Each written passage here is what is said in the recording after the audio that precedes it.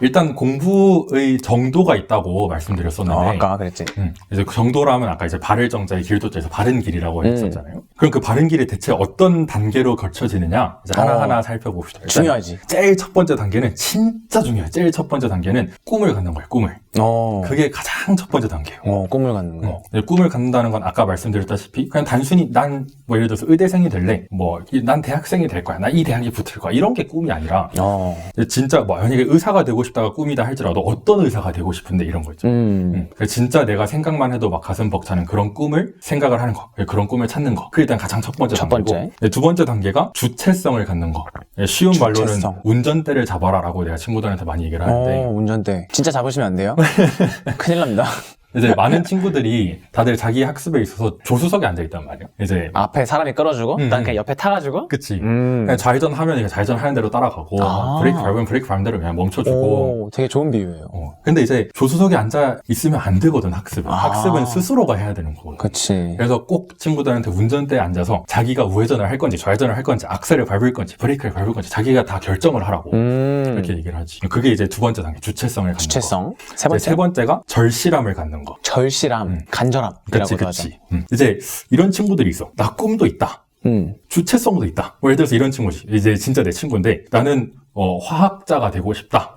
주체성을 갖고 있어. 나 화학자가 되기 위해서 이런 공부를 해볼 거고, 나 화학자가 돼서 이런 연구도 해볼 거야. 계획도 있고. 이런 것이 있어. 근데 그 다음에 하는 게, 근데 왜 굳이 올해의 대학을 가야 되지? 잘 나가다가 왜?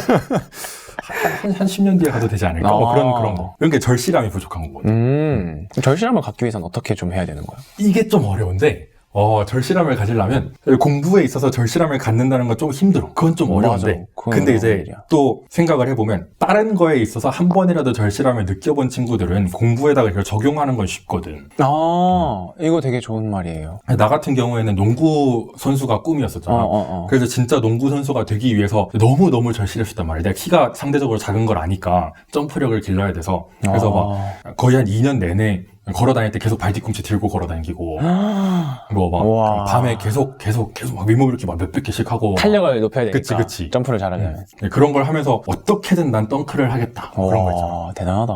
근데 그런 절실함을 한 번 다 쏟아봤으니까, 근데 그걸 갖고 공부에 쓰는 건 난 그렇게 어렵진 않아. 근데 아까 말했던 그 친구 있잖아. 그 친구는 좀 어려워하더라고. 절실함을 찾는 게. 나 아무리 해도 딱히 절실해지지가 않는다. 좀 웃긴 얘기인데 내가 그 친구한테 한번 이렇게 해보라고 그랬었어. 잠자기 전에 페트병 물 500ml짜리 있잖아. 그걸 다 마시고 자는 거야. 그 다음에 아침 딱 일어나면 화장실에 가고 싶잖아. 설마. 참고 그냥 하루 종일 다 참아. 다 참고 그날 밤에도 잠자기 전에 500ml짜리 다 마시고 자고 그 다음날 일어나자마자 딱 눈 뜨자마자 화장실로 달려가는 그 기분 있잖아. 눈 떠서 화장실로 달려가는 그 시간 동안만 느껴보라. 얼마나 절실하겠어요. 만약에 달려가고 있는데 옆에서 예를 들어서 뭐 부모님께서 얘 밥 먹고 화장실 가 한다고 해서 그 말이 들리지 않잖아. 들리면 그게 미친 거지. 그치? 안 들리지. 들릴 리가 없지. 뭐 예를 들어 옆에서 친구가 야 이거 새로운 게임 나왔던데 새 게임 한 판 하고 가. 안 들리잖아. 그치? 안 들리지. 이런 게 절실함이거든. 절실함. 진짜 좋은 비유다. 막 진짜 공부랑 딱 맞는 비유는 아니긴 한데 근데 이제 그런 절실함을 한 번이라도 느껴본 사람들은 공부에 그걸 적용해 볼 수 있어. 충분히 적용해 볼 수 있어. 여러분 좀 뭐 이것도 진짜 좋은 예인데 그런 거 있잖아요. 게임 하시는 분은 아실 텐데 나는 롤을 안 하거든. 너도 아까 게임 안 한다고 했으니까 안 하겠지만 롤 할 때 맨날 친구들이 롤 가지고 싸워요. 뭐 네가 브론즈니 실버니 뭐니 해가지고 맨날 싸우는데 애들이 맨날 나는 플래티넘과 다이아를 갈 거야 이러면서 굉장히 절실하게 게임을 하거든. 안돼 야 들어와 이러면서 게임을 하는데 승급전 1승 1패에서 마지막 게임을 하는 그 절실함으로 공부를 해보시면 좋지 않을까라는 그러니까 조금 더 이해가 가기 쉬운 비유를 들어봅니다. 하여튼 그렇게 네 번째는 뭐야? 네 번째가 마지막 단계인데 네 번째가 이제 진짜 올바른 학습법으로 공부하는 거. 올바른 학습법? 올바른 학습법으로 공부하는 거. 그리고 그 올바른 학습법을 지금 소개해 주실 건가요? 그치. 와우! 기승전결 완벽했다. 근데 한 가지 좀 물어보고 싶은 건 있어. 첫 번째 단계가 꿈을 찾아라 했잖아. 그런 친구들도 많거든 사실. 형 저는 꿈이 없어요. 아니면 꿈을 어떻게 찾아야 되는지 모르겠어요. 저는 뭐 좋아하는 것도 없고 잘하는 것도 없어요. 이런 친구들이 있는데 그 친구들은 좀 어떤 식으로 도움을 주면 좋을까 우리가? 이게 진짜 어려운 문제인데 일단 내 철학부터 말해볼게. 오케이. 나의 철학은 그러면 공부를 잠깐 멈추고 하고 싶은 걸 찾아라. 이게 일단 내가 이제 과외하는 애들한테도 그렇고 하는 말이거든. 그게. 내가 공부를 하는 이유가 있어야 그래야 이제 공부를 진짜 할 수 있으니까 꿈이 있어야 그 다음 단계로 나아갈 수 있으니까 그렇게 하라고 말을 하는데 근데 이제 그렇게 말하는 친구들이 아무리 생각해봐도 저는 뭘 하고 싶은지 모르겠어요. 그런 친구들이 있단 말이에요. 그런 친구들한테 이제 또 하는 말이 분명히 학교에서 어떤 학교든지 간에 5월은 뭐 진로의 달 그런 거 있잖아요. 진로 활동을 막 많이 해 그때. 막 선배에게 길을 묻다. 그치. 그런 걸 할 때 보면 그런 친구들 꼭 그런 친구들이 그렇다는 건 아닌데 대부분의 친구들이 그런 거 할 때 되게 한 귀로 듣고 한 귀로 흘리거든. 맞아. 그냥 뭐 아무거나 하지 뭐. 그러니까 또 막 오늘은 노는 날 막 그러면서. 근데 그게 절대 아니거든. 그런 맞아. 걸 하면서 충분히 꿈을 찾을 수 있단 말이야. 맞아. 새로운 길도 막 많이 들어보고. 그래도 잘 모르겠어요. 그런 친구들이 또 있어. 맞아. 있겠지. 있어. 그래도 나 한 번은 더 말해줘. 이제 그래도 너가 생각하는 그런 꿈의 범주 말고 직업의 범주 말고 더 다양한 직업들이 있을 수 있다. 예를 들어서 한 번도 스쿠버 다이빙을 해본 적이 없지만 난 스쿠버 다이빙 선수가 되고 싶어. 그치. 이런 꿈이 있을 수 있잖아. 사실은 그치. 모르지만. 있지. 그러니까 그런 꿈이 있을 수 있으니까 최대한 많이 다양한 걸 체험해봐라. 직접 가서. 꿈은 굉장히 여러분 드라마틱하게 생기는 게 아니에요. 맞아.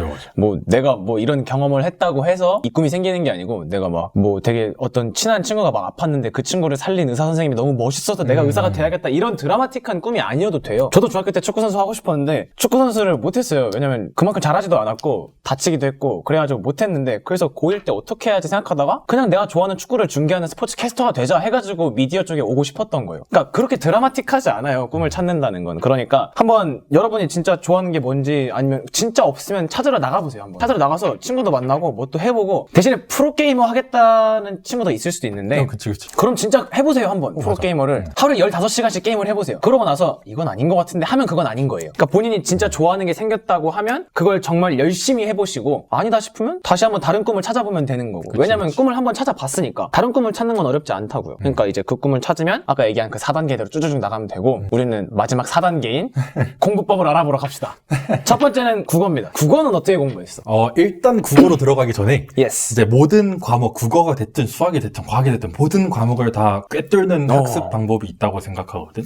이제 그 학습 방법을 이제 내가 깨달은 바로는 그 학습 방법은 이제 허물기 학습이라고 생각해. 허물기. 학습. 그 집을 허문다고 할 때 그 그치, 그 허물기. 허물기. 허물기 학습? 어떤 좀 자세하게 설명을 좀 해줘. 이제 허물기 학습이 뭐냐면 이제 학습을 크게 두 가지로 나눈 걸 학습하는 방법을 가지?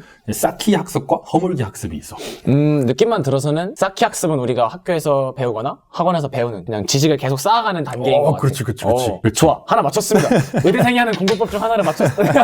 근데 이제 허물기는 뭐야? 어떻게 허물기 하는 거야? 학습이 뭐냐면 쌓기 공부를 아까 말했듯이 그냥 지식을 단순히 점점 쌓아 올라가고 그냥 이전에 몰랐던 걸 더 알고 이렇게 쌓아 올라가는 거라면 허물기 학습은 내가 기존에 갖고 있던 그 지식 틀 있잖아. 지식 틀. 이제 그걸 선이해라고 부르는데 용어로 먼저 이해한다. 근데 그 선 이해를 허물어뜨리는 거야. 그 이해를 부정하는 거야. 난 이거에 대해서 제대로 알고 있는 게 아니야 이러면서. 난 이거를 사실 잘 몰라 이렇게. 예를 들어서 너무 쉽게 우린 당연히 알고 있다고 생각하는 것들 있잖아. 뭐 예를 들어서 이제 지수란 무엇인가 이런 거. 지수 뭔지 알지? 당연히 알지. 그래서 친구들한테 물어본단 말이야. 그래서 지수는 진짜 정확히 뭔데? 근데 그러면 대답이 확 안 나오거든. 그치. 확실하게 안 나오거든. 이제 그럴 때 이제 나오는 대답이 보통 이제 학생들한테 물어보면 나오는 대답이 그 밑에 있는 수를 몇 번 곱했는지를 의미하는 수예요. 이렇게 말한단 말이야. 그런 게 3의 제곱 그런 거지. 3을 2번 곱해요. 3의 제곱 이렇게. 그치. 그렇게 대답하지. 그럼 그 친구랑 또 이렇게 물어보지. 그럼 예를 들어서 3의 3분의 2승 이런 건 뭐냐? 3분의 2번 곱하는 건 대체 뭔 뜻이냐? 그러네. 근데 이제 그런 걸 물어보면 이제 좀 고민하다가 그 다음에 나온 대답이 그럼 분수꼴은 이제 분모에 있는 거를 제곱근으로 갖고 분자에 있는 건 이제 지수로 와가지고 3의 3분의 2승 같은 경우에는 세제곱근 3의 제곱 이렇게 바꿀 수 있어요. 이런 대답을 한단 말이야. 근데 걷다 대고 다시 물어보지. 그럼 예를 들어서 3의 루트 2승 이런 건 뭐냐? 야, 점점 더 들어가는구나. 그치. 더 깊게. 그러니까 이해가 안 되는 부분이 나올 수 있도록. 근데 그렇게 계속 깊게 가다 보면 분명히 자기가 모르는 게 있단 말이야. 그렇지. 그거를 찾는 게 허물기 학습이야. 그걸 찾는 게. 그걸 찾으면 내가 아직 공부가 부족하다는 걸 알 수 있고 그치. 부분의 개념을 허물어뜨리고 다시 개념을 쌓는다는 거지. 근데 이제 그걸 한 번 쌓았다고 해서 이제 난 이제 이걸 다 알아 그게 아니라 계속 허무는 거야. 볼 때마다 계속 허무는 거야. 나 이거 잘 몰라 이러면. 맞아. 이건 지금 규민이가 수학의 지수를 얘기했지만 저는 이게 국어에도 충분히 많이 쓸 수 있다고 생각하는 건 국어의 문학적 개념이 엄청나게 많잖아요, 여러분. 뭐 비문학보다는 문학이 더 허물기가 필요한 학습 분야라고 생각이 드는데 가장 유명한 거 있잖아요. 뭐 반어법, 역설법도 마찬가지고 아니면 뭐 감정이입과 객관적 상관물의 차이점은 무엇이냐 그치. 하면 애들이 비슷한 거 아니야? 라고 대답하는 친구들이 대다수예요. 그러니까 그런 것들의 차이를 아는 것부터 시작해서 내가 뭘 모르는지 뭘 아는지를 확실하게 아는 게 좀 중요하다. 그래서 허물기하고 계속 쌓고 허물기 학습. 이거 굉장히 또 친구들이 보고 다른 친구들한테 굉장히 자랑할 수 있어. 너 서울대 의대생이 한 공부법이 뭔지 아냐? 바로 허물기 학습이라는 거다. 이제 과목별로 좀 들어가 볼까? 국어 같은 경우는 어떻게 했어? 이제 국어 같은 경우에는 아주 조금 더 얘기하면 그러면 이제 과목별로 어떤 과목이 됐든지 간에 일단 가장 먼저 내려야 되는 대답은 이 과목을 대체 난 왜 공부하는가? 그걸 먼저 내려야 돼. 왜 공부하는가? 왜 공부하는가? 이제 국어 같은 경우에는 난 국어를 왜 공부하는가? 이런 거지. 그러네. 국어를 왜 공부하는지는 그냥 뭐, 그러니까 애들이 맨날 그러잖아요. 뭐, 얘 한국어 잘하는데 국어 잘해야 되냐. 그치. 이 말 진짜 많이 하거든요. 너는 국어를 배우는 이유가 뭐라고 생각했어? 난 국어를 배우는 이유는 딱 쉽게 말해서 대화를 잘 하기 위해서. 대화. 의사소통. 이제 국어 공부의 핵심이 대화라고 생각하는데 이게 뭐냐면 대화. 보통 대부분의 학생들이 비문학 지문 같은 걸 볼 때 비문학 지문을 진짜 지문이라고 인식한단 말이야. 근데 내가 분석해야 될 대상 막 그러면서. 맞아, 이러면서. 이제 막 지문 읽을 때 막 중요한 건 밑줄을 쳐야 돼요. 더 중요한 건 네모를 쳐요. 막 그러면서. 부정적인 건 세모를 친답니다. 그치. 막 역삼각형 치고 막 그러고 있어. 근데 절대 그러는 게 아니거든. 이거 공감해요. 맞아요. 그거는 이제 그 지문을 쓴 사람이 내 눈앞에 있다고 생각하고 그냥 이 사람이랑 진짜 신나게 대화를 하면 돼요. 한 번쯤 경험해 보셨을 거라고 생각하는데 뭐 어릴 때도 좋고 이제 진짜 친한 친구 혹은 자기가 정말 사랑하는 뭐 여자친구 남자친구 그런 걸 수도 있지. 이제 그런 사람들이랑 같이 하루 종일 데이트를 하고 왔어. 하루 종일 같이 신나게 놀고 왔어. 이제 그 다음에 밤에 잠자기 전에 딱 불 끄고 눈을 딱 감았는데 근데 갑자기 이제 오늘 하루 아침부터 시작해서 잠자기 직전까지 그 아이와 한 대화가 아주 사소한 농담 하나하나까지도 다 기억나는 거야. 그런 경험이 한 번쯤 있을 거란 말이야. 그치. 진짜 좋아하면 그러거든. 이제 그 경험을 비문학 지문을 읽으면서 하라는 거야. 대화를 하라는 거지. 그렇지, 대화를 하라는 거야. 그런 게 진짜 대화거든. 이게 진짜 여러분 근데 어려운 게 아니라 그러니까 항상 비문학을 이렇게 답을 찾는 친구들이 많아요. 맞아. 문제를 먼저 본 다음에 그 답이 어디 있는지 문단에 찾아서 보는 친구들이 많은데 저는 지문을 이해한다라는 건 대화한다는 얘기거든요. 예를 들면 이런 거예요. 데카르트의 철학에 대한 지문이 나왔어요. 그럼 읽어보는 거예요. 데카르트는 어쩌고 저쩌고 막 해요. 데카르트가 뭐 이런 걸 주장했대요. 머릿속에 안 들어오잖아요. 그럼 그렇게 해요. 아니 형 이건 왜 이렇게 되는 거야? 앞에 데카르트가 있다고 생각하고 그치. 형이라고 부르세요. 그치. 아니 형 잠깐만 이거 왜 이렇게 되는 거야? 설명을 좀 해줘봐. 그럼 밑에 설명이 나와요. 진짜 데카르트가 앞에서 얘기해 주는 것처럼 들으면 된다고요. 맞아. 진짜 계속해서 막 너무 어렵게 받아들이지 말고 계속 질문을 하시고 대화를 하듯이 이건 왜 이런 거야? 이건 왜? 아까 앞에서 이렇게 얘기했었잖아. 근데 지금은 왜 이래? 이런 식으로 계속 대화를 하셔야 돼요. 국어도. 와, 지금 나 너무 기분이 좋은데?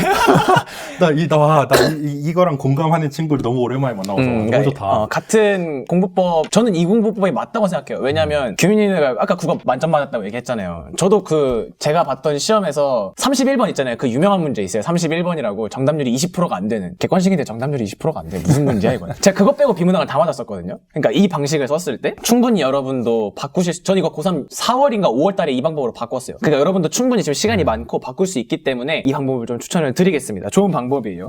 조금만 더 얘기하면 이제 아까 질문한다고 했잖아. 그게 진짜 중요한 게 그런 걸 이제 반응회로라고 얘기를 하거든. 반응회로. 근데 그 반응회로를 해봐라라고 하면 친구들이 꽤 많이 들어오는 질문이 근데 만약에 제가 질문한 게 그 다음에 답으로 안 적혀 있으면 어떡해요? 그런 거 있잖아. 예를 들어서 데카르트가 이렇게 말했어. 그래서 왜 그렇게 말했는데? 근데 그 밑에 안 적혀 있어. 맞아.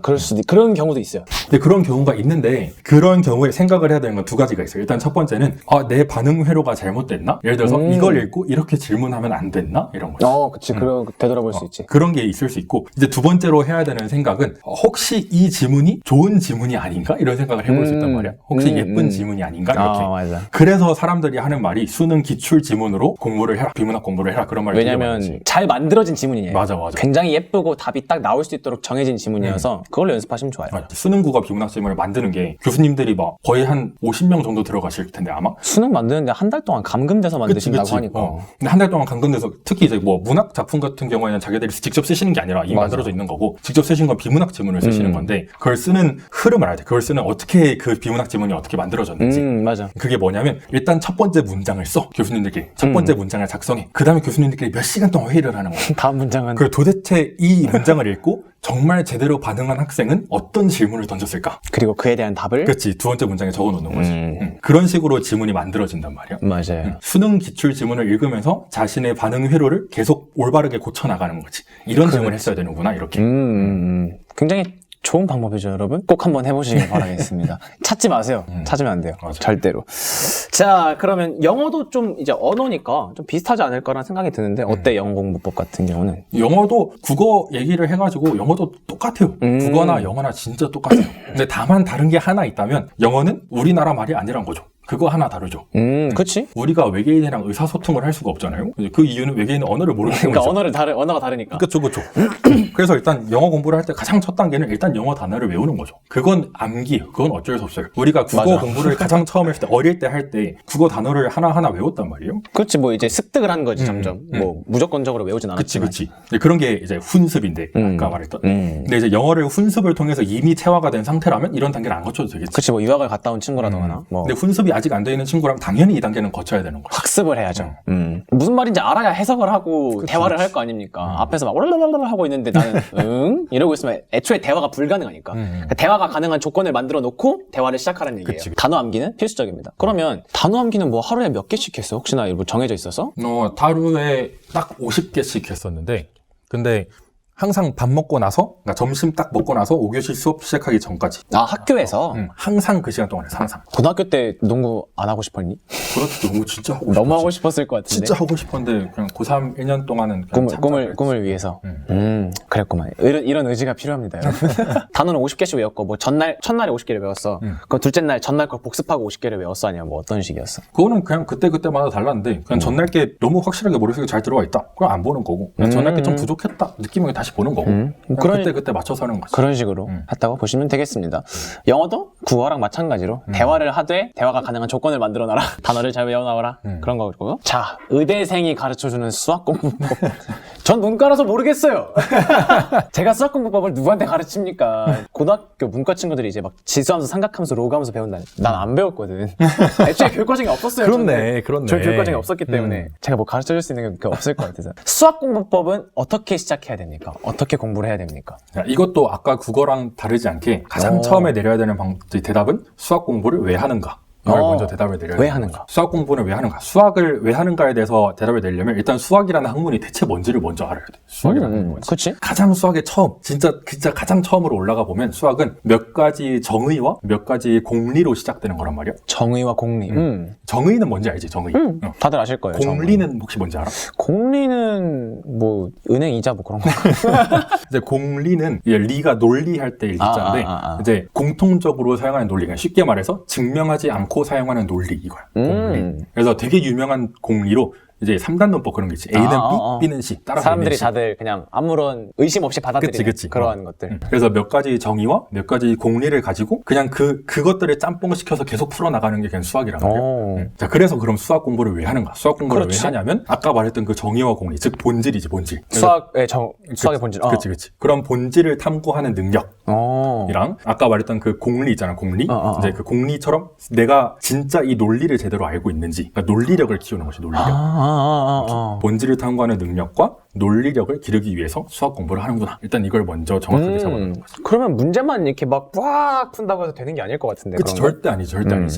일단 뭐부터 얘기를 해야 될까? 일단 수학 공부를 할 때 정말 많은 친구들이 아까 말했다시피 문제를 쉽게 말해서 소위 풀어 제끼고 있단 말이야. 그냥 왁. 풀어 제끼는 게 난 사실 진짜 아무 의미가 없다고 생각하거든. 그러니까 문제를 보면 뭔가 친구들이 암기한 공식처럼 뭐가 막 머리에 떠오른다고 하는 친구들이 있어요. 그러니까 이 문제 많이 풀어봤어. 이건 이렇게 하면 돼. 라고 하고 그냥 넘겨버리는 맞아. 그냥 방식대로 이거는 가로치고 다다다라라라라라 하고 나서 풀어 제낀단 말이에요. 그냥 그런 방식이 좀 안 맞는다고 생각을 하는 거지. 그치. 수학은 일단 문제를 푸는 이유가 뭔지를 알아야 되는데 문제를 왜 푸냐면 문제는 내가 개념 공부를 일단 해놨잖아. 그치. 근데 그 개념 공부에서 혹시라도 내가 놓친 게 있을까? 혹시라도 내가 놓친 부분이 있으면 그걸 한번 찾아내볼까? 이제 그런 생각을 가지고 푸는 게 문제란 말이야. 그러니까 문제를 풀면서 문제풀이 스킬이 늘어요. 그건 절대 실력이 느는 게 아니야. 그러니까 뭔가 박수 쳐야 될 것 같은 그런 느낌인데 문제를 맞추기 위해서 푼다라는 느낌보다 내가 뭘 모르는가를 알기 위해서 문제를 푼다는 거지. 그치. 야, 그러네. 그래서 이제 내가 친구들한테 항상 하는 말이 뭐 쉬운 문제를 많이 풀어서 다 맞췄어 기분이 좋아요. 그걸 하기 위해서 수학 문제를 푸는 게 아니라 아무리 쉬운 문제든 혹은 아무리 어려운 문제든 그냥 차분차분히 내가 뭘 알고 뭘 모르지 이걸 계속 생각을 하면서 문제를 풀려고 하거든. 그치. 풀이 과정 중에서도 분명히 답은 제대로 나왔어도 내가 그 중간에 모르는 부분이 있을 수 있거든요. 분명히. 그런 부분들을 그냥 답은 맞았으니까 됐지. 이건 아니에요. 정말 이건 아니에요. 그러니까 과정에서 뭐가 잘못됐는지 알아야 되고 내가 그 과정을 왜 잘못 풀었는지 어느 개념이 잘못돼 있었는지를 그치. 알아내야 한다. 이것도 그러면 허물기랑 연결이 되는 거네. 그치, 똑같은 내가 거지. 그 개념을 모른다고 했을 때 그 개념을 다시 한번 허물고 다시 쌓아야 되는 거잖아. 그치. 굉장히 뭔가 홀리해진. 그래서 이제 수학 문제를 직접 이제 푼다고 생각하고 그럼 수학 문제를 어떤 단계를 거쳐서 풀어야 되는가 그렇지. 이제 이런 생각을 해볼 수 있죠. 수학 문제를 푸는 단계는 아까부터 4단계를 좋아하는데 이것도 4단계가 있다고 생각하거든요. 첫 번째 단계는 진짜 말 그대로 문제를 읽지. 문제를 읽어야지. 이건 첫 번째 단계지. 그치? 이게 왜 중요하냐면 진짜 많은 친구들이 이런 말이 있었네? 못 봐서 틀렸네? 맞아. 이런 진짜. 말이 진짜 많단 말이에요. 여기 뭐야 뭐 국어 풀 때도 적절하지 않은 것은 고르는데 적절한 거 고르는 친구들 있잖아요. 문제 잘 읽어야죠. 그러니까 숫자 특히 숫자 하나 이런 거. 그래서 문제를 첫 번째 읽는 단계를 무시하면 안 돼. 진짜 중요해. 무시하지 말라. 그래서 충분한 시간을 들여서 문제를 읽고 이제 두 번째 단계는 문제를 해석하는 거야. 얘가 나한테 어떤 개념을 물어보는가? 그치. 그래서 이 문제가 이제 대체 어떤 뜻인가 이런 거지. 이제 어떤 뜻인가는 그냥 겉핥기식으로 그냥 이 문제는 이런 뜻이니까 이러고 넘어가는 게 아니라 좀 더 깊게 이 문제를 낸 사람이잖아. 이 문제를 출제한 사람은 도대체 어떤 생각을 가지고 이 문제를 출제했을까? 이런 걸 생각을 해보는 거야. 어떤 개념을 쓰라고 이 문제를 출제했을까? 그치. 그래서 그래서 이제 어떤 개념을 쓰라고랑 이제 두 번째 아까 논리 있잖아, 논리. 그러니까 그 개념들이 어떤 논리로 이제 엮여 있을까? 이런 걸 생각을 해보는 그러니까 개념이 여러 가지 떠다니는데 그 개념을 어떤 논리로 연결시켜야 문제를 풀 수 있겠는가? 그치. 또 연결시키는 거구나. 이제 세 번째 단계가 해석까지 잘 됐다면 이제 세 번째 단계가 문제 푸는 계획을 세우는 거. 진짜 중요해. 문제를 푸는 계획을 세운다. 그 짧은 시간인데 어떤 식으로? 이제 계획을 세우는 게 일단 큰 데부터 작은 데로 들어가라고 하거든. 이제 크게 일단 먼저 계획을 세우는 거야. 예를 들어서 이제 문제 조건에 뭐 A, B, C, D 이란 조건이 나왔다. 그럼 A랑 B를 엮고 C랑 D를 엮고 마지막에 뭐 이 두 개를 엮으면 답이 나오겠구나. 이렇게 일단 큰 계획을 세운 다음에 그 다음에 세세하게 들어가. A랑 B는 도대체 어떻게 엮지? 이렇게. C랑 D는 어떻게 엮지? 그러네. 그러니까 먼저 어떻게 엮지를 생각하기보다는 엮어놓고 생각을 한다는 거지. 오케이. 그렇게 이제 문제 푸는 계획까지 세워진 다음에 이제 마지막 단계, 진짜 써 내려가는 단계. 그렇지. 계획이 세워지면 네 번째는 어렵지 않겠네. 근데 정말 많은 친구들이 수학을 어려워하는 이유가 이 두 번째, 세 번째 단계가 없어. 그러네. 문제를 본 다음에 바로 쓰려고 들어. 맞아. 나도 이랬던 것 같아요. 그냥 보자마자 뭐라도 써야 될 것 같은 느낌이 드는 거야. 그래서 뭔가를 막 쓰려고 하는데 뭘 쓸지 모르겠거든. 그러다 보니까 문제에 한글로 나와 있는 걸 한 번 수식으로 그냥 그대로 적어보고 막히는 거지.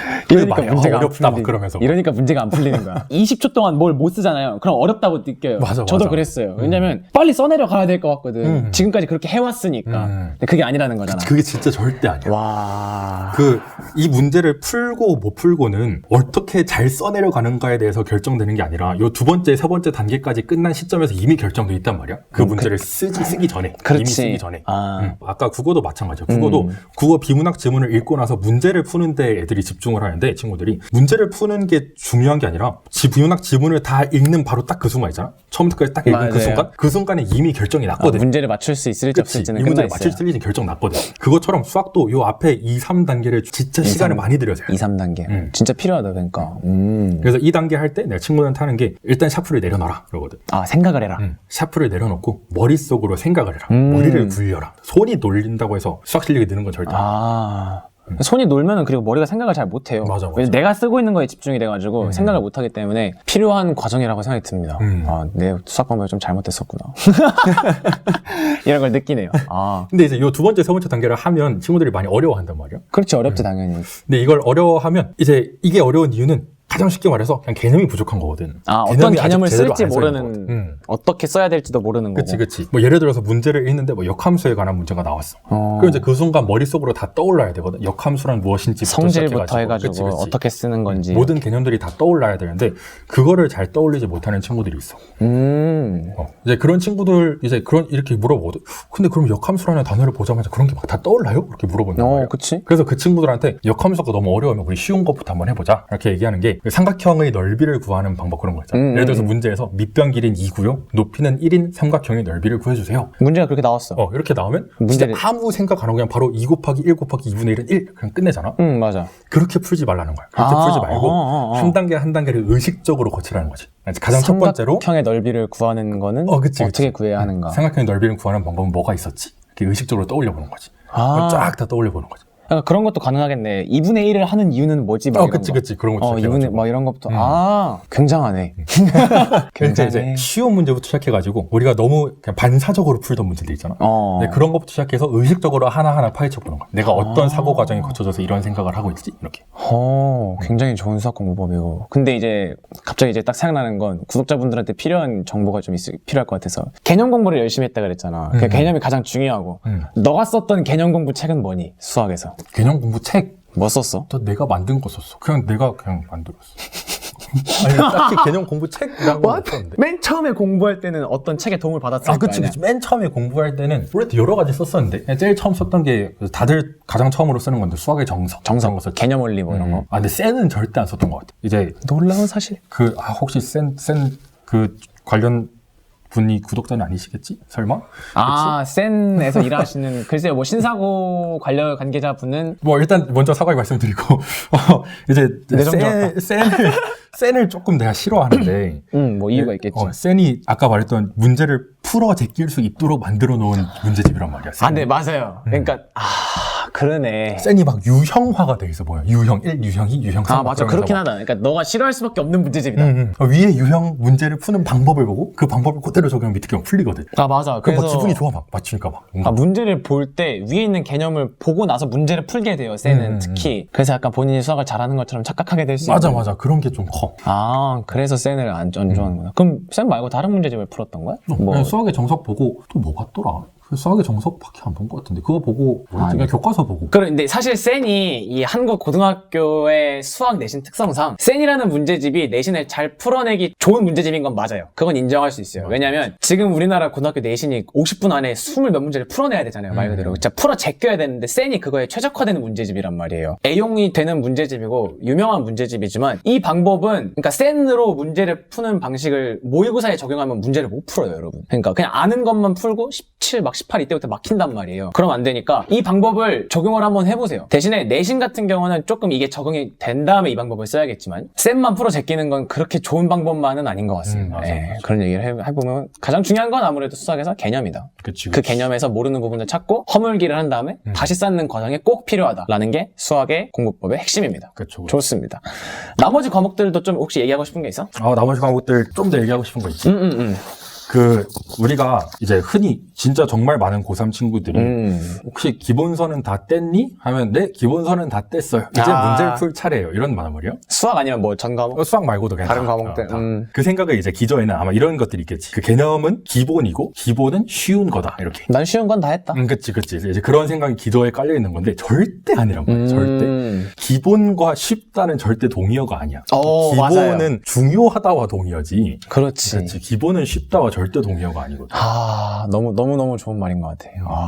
그래서 이제 그렇게 개념을 전 정확히 잘 알고 있어요. 그냥 친구들한테 아까 지수도 그렇고, 맞아 이런 것도 있었어. 예를 들어서 2차 함수 그런 거 나오잖아. 2차 함수. 근데 2차 함수를 아마 중학교 때 배우는 걸로 기억하는데, 아마 그럴 중학교 때 배운 친구한테 넌 2차 함수에 대해서 이젠 다 아니? 이제 그렇게 물어보면 친구들이 네, 다 알아요. 그런단 말이야. 그치. 그 친구한테 물어봤어. 그럼 그래 정확하게 2차 함수가 뭔데? 이렇게 물어봤지. 다들 애들 그 친구가 잘 대답을 못해. AX 제곱 플러스 맞아. BX 플러스 C 이런 거. 근데 조금 더 가면 나오는 대답이 포물선 이런 대답이 나올 수 있어. 포물선. 그래서 그 친구가 또 물어보죠. 그럼 포물선이 뭔데? 이렇게 물어보는 거. 직선 아니고 이렇게 구부러진 거.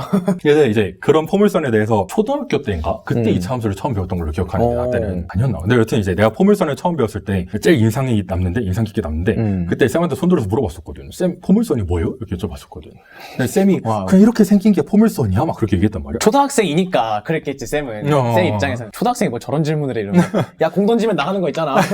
그게 포물선이야. 근데 아무리 생각해도 이해가 안 되는 거야. 아니 저게 뭔지도 모르는데 어떻게 저거에 대해서 공부를 할 수 있지? 이게 이해가 안 되는 거야. 계속 포물선의 용어를 쓰잖아. 계속. 그때부터 그런 생각을 하고 있었구나. 그래서 그때 집 가서 막 혼자서 찾아봤지. 이제 네이버에 쳐보고 포물선은 무엇인가 쳐봤더니만 이런 게 나오더라고. 그리고 점과 점 사이 거리 구하는 건 알잖아. 점과 직선 사이 거리 구하는 것도 알잖아. 알지. 포물선이 정의는 그 두 개를 알면 정의할 수 있더라고. 진짜? 포물선은 한 직선과 한 점 으로부터 떨어진 거리가 동일한 점들이 집합. 이게 포물선의 정의란 말이야. 우와. 여러분, 지금 포물선의 정의를 처음 아신 분들, 사실 저도요. 이게 포물선이구나. 근데 이 개념이 초등학생한테 가르쳐주기 힘든 개념이 아니잖아, 이게. 점과 점 사이 그냥 그림 몇 개 그려주면 그치. 알 수 있는 그런 건데. 그러니까 이게 막 초등학생이라고 해서 너무 어렵고 막 이해하기 너무 복잡하고 그런 개념이 절대 아닌데 충분히 스스로가 노력하면 노력할 수 있는 거야. 알 수 있는 거야. 그러니까. 근데 또 웃긴 거는 이런 포물선의 개념을 정확하게 배우는 거는 지금은 빠졌지만 기와 벡터에서 배운단 말이야. 기백 첫 단원이 이제 2차 곡선 해가지고 포물선, 쌍곡선, 타원 이런 거들 정의를 배워. 그때 배우는구나. 근데 사실 초등학생도 충분히 그때 걸 이미 공부를 할 수 있잖아. 그러니까 되게 좀 어이가 없는 상황이잖아요. 초등학생 때 포물선을 배워요. 포물선은 이런 거 다 하는데 정작 정의는 고3 때 가르쳐줘요. 그치. 이게 뭐냐고요, 이게. 그러니까 이제 여튼 그렇게 개념이라고 해서 쉽다고 생각하지 말고 항상 계속 허물러요. 항상 허물고 기본이라는 거를 잘 갖출 수 있도록 정말 단단하게 다시는 그치, 깨지지 그치. 않을 수 있도록 다져놓으라는 얘기죠. 그치. 마지막으로 많은 친구들이 공부를 할 때 되게 힘들어해. 되게 그치, 힘들지 사실. 공부는 버텨내야 되고 이겨내야 되고 극복해야 되고. 그리고 막 너무 힘들면 막 역시 난 대한민국의 고3이야 막 그러면서 막 힘들어를 버텨내고 역시 헬조선. 그치. 이러면서. 근데 그게 진짜 절대 아니란 말이야. 우리 모두는 진짜 모든 인류는 학습에 대한 욕구를 기본적으로 갖고 있거든. 근데 아마 지금은 다들 이제 그걸 까먹기 때문에 학습한다는 걸 되게 힘들어 할 텐데 이제 쉬운 예시로 어린 아기만 봐도 알아. 어린 아기만 봐도 막 기어다니는 아기 있잖아. 그런 아기가 보다 보면 이제 막 여기저기 있는 또 거 만져보고, 만져보고 뭐 입에 입에다 넣고 대고 막 그런단 막 말이야. 그러지. 근데 이제 입에 넣는 게 이제 학습의 한 형태인데 이제 그 어린 친구들은 촉각보다 입안에 있는 맞아. 촉각이 더 발달이 있어서 입안에 막 그치. 집어넣는 건데 근데 그런 친구들한테서 입안에 있는 걸 뺏어가. 그럼 얘가 운단 말이야. 맞아. 내 거 돌려줘. 그러면서. 맞아. 그게 뭐냐면 난 이거에 대해서 공부하고 학습하고 싶어. 이게 아. 뭔지 난 알고 싶은데 이걸 대체 나한테 왜 뺏어가? 그치, 호기심도 학습이에요, 여러분. 그치. 근데 이제 그 생각을 이제 커가면서 잊어버린 거야, 사람들이. 그때 내가 학습을 하고 싶었던 욕구를. 뭐 환경도 그렇게 만들게 되고 그냥 그치, 너네는 그치. 약간 힘들어야 돼 이렇게 맞아. 만들어 놓은 것 같아서 좀 그리고 막 마음이 아파요. 공부는 어려운 거고 막 그래서 그런 색안경들이 너무 많이 씌워진 거거든. 그래서 이제 친구들한테 꼭 하고 싶은 말은 공부를 할 때 되게 행복했으면 좋겠어. 정말 마음에 와닿지 않겠지만 한번 진짜 들어보세요, 행복했으면 여러분. 좋겠어. 들어보세요. 그래서 공부의 즐거움을 그럼 어떻게 알 수 있느냐? 그치. 이거에 대해서 얘기를 하려면 암과 삶이 뭔지를 알아야 돼. 암과 삶. 아는 것과 굉장히 라임이 좋은데 이제 암과 삶 하면 이제 일단 대부분의 친구들은 그 두 개는 전혀 연관성이 없는 그 두 개라고 생각을 할 텐데 이제 중세 국어로 올라가면 중세국어 많이 중세 아실 국어로 것 올라가면 같은데 이제 암과 삶은 하나의 단어였단 말이야. 잠이라고 이제 반치음에 아래 아에 리을 미음 써가지고 잠이라는 하나의 단어를 썼어. 이게 뭔 소리냐면 원래 본디 암과 삶은 하나였다는 거야. 기가 막힙니다. 근데 현대 친구들이 공부를 하면서 힘들어한 이유는 이걸 아는 거랑 사는 거랑 따로따로더라. 떼어놨어요. 맞아요. 내가 이걸 아는 거랑 그래서 이게 내 삶이랑 어떤 관련이 있는데 이 두 개를 연결을 못 시키는 거야. 맞아. 그냥 내가 아는 건 입시랑 연결되는 거예요. 내가 사는 거랑 문제가 아니고. 그게 좀 마음이 아프죠. 그래서 친구들한테 꼭 암과 삶이 하나가 됐으면 좋겠다고 항상 얘기를 하거든. 근데 이제 이렇게 얘기를 하면 이제 이런 예시가 하나 떠오르는데 보통 중학교 때 이런 질문을 많이 학생들이 중학교 때 쌤한테 손 들어가지고 쌤 이거 왜 배워요? 그런 거 있잖아. 맞아. 이거 배워서 어디다 써요? 막 그런 거. 맞아. 근데 보통 대부분의 선생님들은 그런 질문한 학생들을 가리켜서 이제 보통 내가 만난 선생님들은 다 문제아라고 낙인 찍었단 말이야. 공부하기 싫어하고 막. 근데 그게 절대 아니거든. 그 맞아. 친구들이 하는 말 자체가 쌤 저는 이걸 아는 것과 제 삶이 어떤 관계가 있는지를 알고 싶어요. 이런 질문이란 말이야. 풀어서 설명하면. 맞아요. 근데 이제 이거를 그냥 넌 공부를 하기 싫으니까 그런 말 하는구나 바라보면 안 된다는 거지. 근데 또 조금 더 생각을 해야 되는 게 그럼 그 친구들이 하는 말이 맞냐? 옳은 질문이냐? 사실 그건 또 아니거든. 그러니까 암과 삶이 하나가 되는 방식을 우리는 쓸모로만 알고 있어. 쓸모. 이게 내 삶에 어떤 쓸모가 있지? 이렇게 생각한단 말이야. 그러니까 난 이걸 배워야 하는 건가? 이런 식으로. 그래서 쓸모를 찾지 못하면 배우지 않아도 되는 건데? 라고 생각을 하다 보니까 그럼 이제 입시를 위해서만 배우는 건가? 이렇게 이제 가는 거지. 맞아요. 근데 이제 아는 것과 사는 것이 하나가 되는 거는 쓸모만이 그 유일한 방법은 아니야. 그렇지. 사실 아주 작은 부분이 쓸모. 쓸모보다 훨씬 더 중요한 거는 내 삶이 어떻게 변화하는 거거든. 좀 더 쉽게 말하면 내가 이걸 알므로 인해서 보지 못했던 것을 볼 수 있게 되고 생각하지 못했던 것까지 생각할 수 있게 되고 그런 거죠. 그래. 아까 맨 처음에 얘기했던 그런 거랑 똑같은 거예요. 내 생각의 깊이가 넓어지고 내 마음속에 우주를 품을 수 있도록 그치. 만들어주는 게 학습인 거예요. 그러니까 내 세상이 좀 더 넓어지고 내가 아는 게 넓어지고 맞아. 내 삶이 좀 더 폭넓어질 수 있도록 만들어주는 게 우리가 배우는 거라는 거죠. 그래서 이게 꼭 입시에 쓸모가 있냐 없냐 그런 걸 재고 따지면서 공부하는 게 아니라 내가 이걸 통해서 내 삶이 어떻게 변화하는지 계속 그런 이제 기분 좋은 깨달음들 있잖아. 그런 것들을 얻어가면 되게 행복하게 공부를 할 수가 있거든. 그치, 마음가짐이라는 게. 좋습니다. 너무 좋은 얘기였어. 공부하다가 슬럼프도 분명히 왔을 것 같아, 솔직히. 의대를 가고 싶다라는 생각이 하면 더더욱 스트레스도 많았을 것 같고. 근데 어떻게 좀 극복을 했었어? 내가 고3 시절에 이제 플래너 같은 걸 썼었는데 플래너에 내가 적어놨던 말이 있거든. 이제 슬럼프라는 문은 초심이라는 열쇠를 넣으면 부드럽게 열린다. 이런 말이야. 들은 말이야? 너가 만든 말이야? 들은 말이긴 하지. 아쉽다. 근데 이제 진짜 이 말이 진짜 나한테 너무 와닿았었어. 슬럼프가 왔을 때 공부가 잘 안 될 때 있지. 졸릴 때 있지, 분명히. 당연히 맞지. 있는데 그럴 때일수록 이제 계속 억지로 공부를 하려고 막 그렇게 애쓰는 것보다 한번 다시 떠올려 보는 거야. 난 지금 이 공부를 왜 하지? 그치. 다시 한번 왜 하는지로 돌아가야지. 그치. 이렇게 다시 초심으로 계속 돌아가는 거야. 그냥 그렇게 오면 진짜 슬럼프는 너무 자연스럽게 그냥 극복이 되는 거거든. 그리고 그렇게 초심을 다시 생각해보면 다시 내가 꿨던 꿈으로 돌아가는 거잖아. 그치. 그 꿈을 다시 한번 생각해보면서 다시 한번 그 의지를 다지고 그런 식으로 슬럼프를 극복했었구나. 그리고 이제 우리 구독자분들께서 그런 말씀을 하시는 분들이 많아. 뭐 사실 다들 걱정돼서 하는 말이겠지, 당연히. 내가 지금부터 해도 늦지 않았을까. 다들 많이 걱정돼서 했을 텐데 그런 질문을 혹시 저 늦었나요? 라고 말하는 그런 구독자분들에게 혹시 하고 싶은 말이 있는지. 일단 확실하게 아셔야 되는 거는 공부는 절대로 양 싸움은 아니고 더더욱 시간 싸움은 아니에요. 공부는 누가 얼마나 오랜 시간 동안 하냐가 아니라 얼마나 정확한 방법으로 아까 말씀드렸던 공부의 정도를 걸어가느냐, 그게 중요한 거거든요. 공부를 아까 수학 공부할 때도 마찬가지로 저 친구는 문제를 이렇게나 많이 풀었는데 난 아직 10문제밖에 못 풀었다니. 그런 거에 있어서 연연하지 말라는 거예요. 문제를 푸는 양과 얼마나 정도를 많이 걸어갔느냐는 다르거든요. 그쵸. 맞아요. 그러니까 이제 가장 정확한 방법으로 학습을 한다면 현재가 지금 5월달이죠. 5월 말? 그쯤이잖아요. 촬영 지금 현재는 5월 말입니다. 현 시점에서 늦은 사람은 진짜 아무도 없거든요. 절대 없거든요. 맞아요. 제가 정말 좋아하는 말인데 이성의 비관주의보다는 의지의 낭만주의로 그냥 공부를 정말 즐기면서 행복해하면서 학습을 해 나가시면 절대 늦지 않아요. 그냥 진짜 자기 자신을 믿고 그냥 나아가시면 돼요. 늦지 않았다라는 거. 맞아. 이성의 비관주의는 정말 안 좋은 거예요, 여러분. 뭐만 하면 난 안 돼, 안 될 거야. 맞아. 으아, 현실적으로 생각해봐. 넌 안 돼. 그러니까 그 현실적이라는 말이 대체 뭔지 저는 잘 모르겠어요. 그러니까. 대체 그 처한 현실이 뭐길래 야, 현실적으로 생각해. 니성적으로 이게 돼? 근데 안 될 건 또 없잖아요. 그러니까 여러분이 좀 의지를 가지시고 좀 낭만도 좀 필요해요, 사실 고3이. 맞아. 내가 대학생 되면 뭐 이런 것도 하고 막 나 놀렸던 사람들 다 부셔버릴 거야. 그런 것도 좀 필요할 것 같고 하여튼 늦지 않았다라는 거. 대신에 지금부터 정말 공부에 바른 길을 걸어갔으면 좋겠다라는 얘기죠. 그리고 이제 고등학교 때 어떤 마음가짐으로 공부했는지 계속 얘기했겠지만 아마 무슨 대답이 나올지 짐작이 갑니다만 그래도 어떤 마음가짐을 가지고 했는지. 아까 말했던 그 모든 공부의 정도 그건 당연히 이제 항상 지키는 건데 여기에 더해서 어떤 공부를 하든 항상 모든 내용을 씹어먹자 이런 생각을 가지고 공부했어요. 씹어먹자. 흔히 이제 뭐 경기 두 팀이 경기를 했는데 한 팀을 뭐 압도적으로 이기면 뭐 씹어먹었다 이런 식으로 표현을 하는데 그 느낌의 표현인 거야? 살짝 그런 느낌의 표현이지. 공부랑 싸워서 이겨먹겠어 그런 느낌보다는 개념을 소화시키겠다라는 느낌인 건가? 이게 뭐냐면 친구들이 특히 수학에서도 그런데 친구들이 많이 착각을 해. 수업을 들을 때는 뭔가 다 아는 것 같아. 혼자 세보려고 하면 또 안 되거든. 맞아. 이런 게 이제 씹어먹지 못한 상태인 거야. 아직 먹지 못한 상태. 안다고 착각하고 있는 상태인 거지. 이제 그렇게 그냥 안다고 착각하고 있기만 한 사람은 백지 줘놓고 한번 써볼래? 라고 말하면 못 쓴단 말이야. 그치. 근데 또 이제 한 단계 더 나아가자. 백지 줘서 써볼래 해서 막 미치듯이 막 일필휘주로 써내려가는 학생은 그 개념을 가장 처음 생각해낸 사람이잖아. 그 사람의 마음에 잘 공감을 못해.